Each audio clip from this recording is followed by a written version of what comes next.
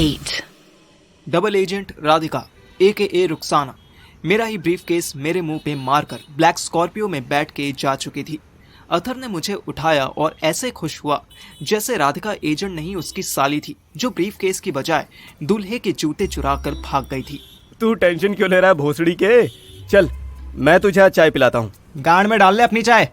पहले बता कि सीन क्या है? तूने और मेरे बाप ने इतने टाइम से मुझे ब्रीफकेस को सिक्योर करने को कहा था। पहले तो समझ नहीं आया कि तू इसे लंदन क्यों बेच रहा है। चलो कोई नहीं, मैंने सोचा इंपॉर्टेंट आइटम है, इसमें कंट्री के इंपॉर्टेंट डॉक्यूमेंट्स होंगे, सीक्रेट सर्विसेज का एजेंडा होगा, कोई प्लान होगा। कुछ नहीं तो मैप में जीपीएस लोकेशंस मार्क होंगी कि कहाँ कहाँ हमारी टीम स्ट्राइक कर सकती है। पर नहीं, अब वो चोरी हो गया तो तू खुश हो रहा है, बोलता है पार्ट ऑफ द प्लान था। अजी गधे का डिंग मेरा।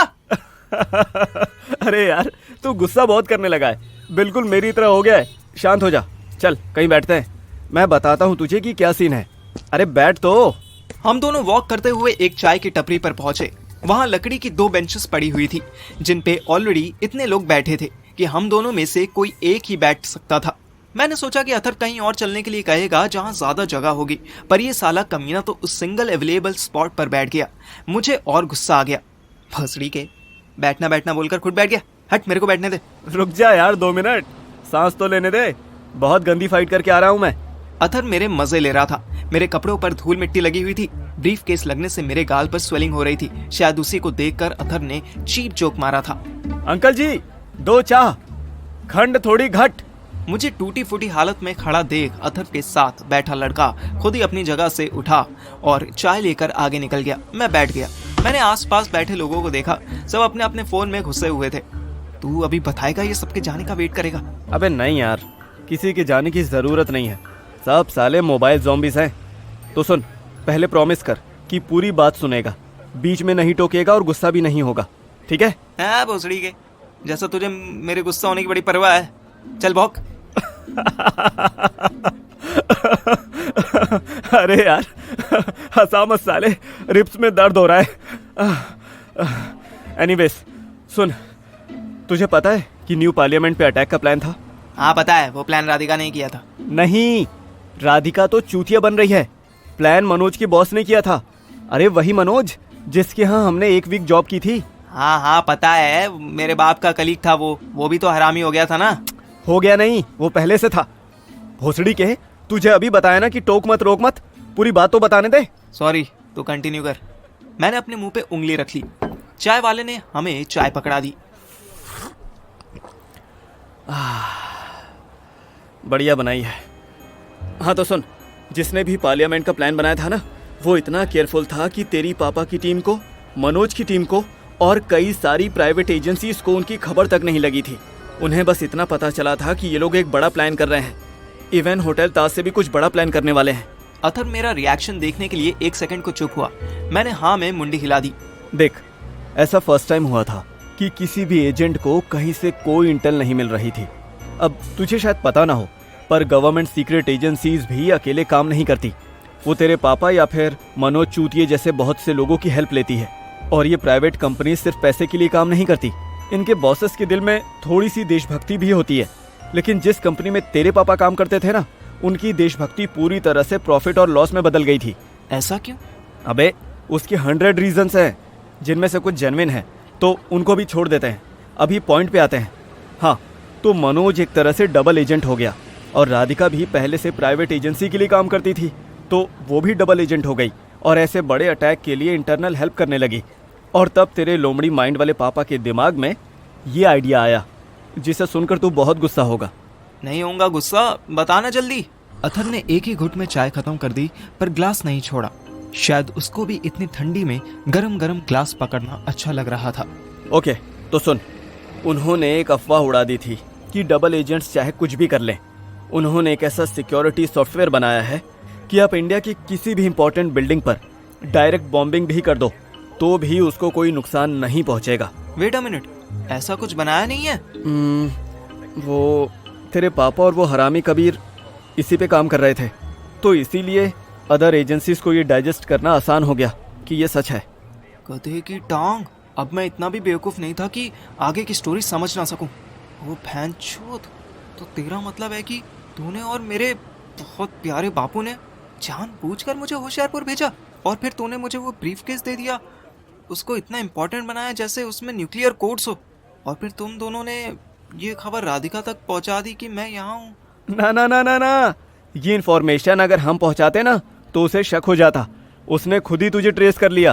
ओहो, तो आपका मतलब है कि आपने मेरे बाप के साथ मिलकर मुझे चूतिया बनाया। Very good, very good. अरे ना बाबू ना, तुझे चूतिया नहीं बकरा बनाया है। मैंने अथर्व को बचने का मौका भी नहीं दिया और उसकी पीठ पर एक पंच मार दिया। पंच इतना करारा था कि उसकी सांस अटक गई। भोसड़ी के, तूने प्रॉमिस किया था ना कि तू गुस्सा नहीं करेगा। मैं गुस्सा क्या कर रहा हूँ? मैं तो हाथापाई कर रहा हूँ। भोसड़ी के हरामी साले, मेरे बाप पे तो मुझे भरोसा ही नहीं था। तू तो कम से कम सच बोल देता। मैं बोलने ही वाला था तुझको, कसम से। मैंने एक और पंच उसकी रिब्स पर मारा। साले के पहले ही दर्द हो रहा था। मेरा पंच पड़ते ही उसके हाथ से कांच का ग्लास छूट गया। अभी ग्लास पूरी तरह से टूटा भी नहीं था कि चाय वाला चिल्लाया, ग्लास का पैसा देना पड़ेगा। पैसे तो मैं इसके क्रियाक्रम के भी दे दूंगा। भैंस की पूछ साले। मैंने उसका कॉलर पकड़ा तो साला हंसने लगा। अरे अरे रुक जा यार, रुक जा रुक जा रुक जा। तू भी जानता है कि हमने तुझे पूरा प्लान क्यों नहीं बताया। वो सही था। मैं खुद को आर्यभट्ट जूनियर मानता था। मुझे रूट स्क्वायर निकालने में इतना टाइम थोड़ी लगता। फिर भी मैंने अपना तुक्का उससे कंफर्म किया क्योंकि मेरी शादी हो चुकी थी और शादी के बाद बड़े से बड़ा इंटेलिजेंट घुटने से सोचने लगता है।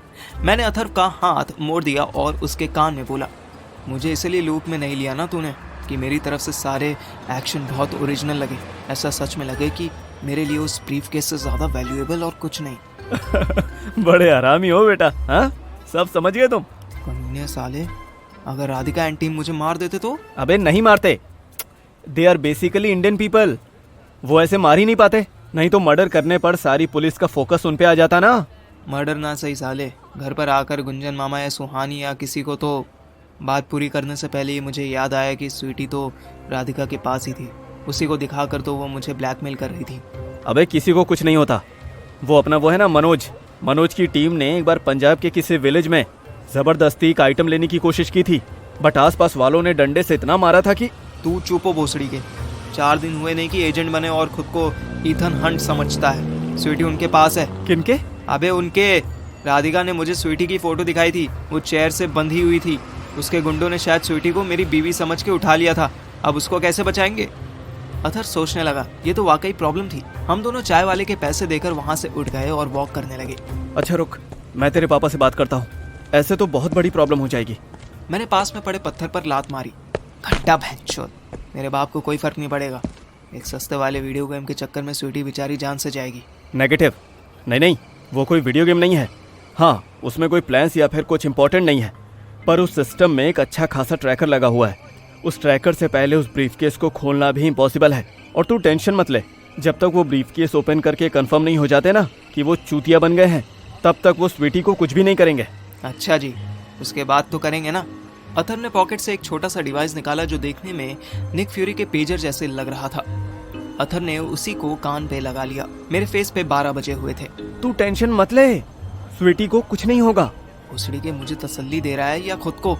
कजिन तो वो तेरी है ना, उसे कुछ हुआ तो राकेश मामा तुझे कुकर में उबाल देंगे। अथर ने पता नहीं कौन सा बटन दबाया कि डिवाइस बीप बीप करने लगा। ये पेजर है कि मोबाइल? दिखाइए जरा। It's a satellite device man, और ये बच्चों के खेलने के लिए नहीं है।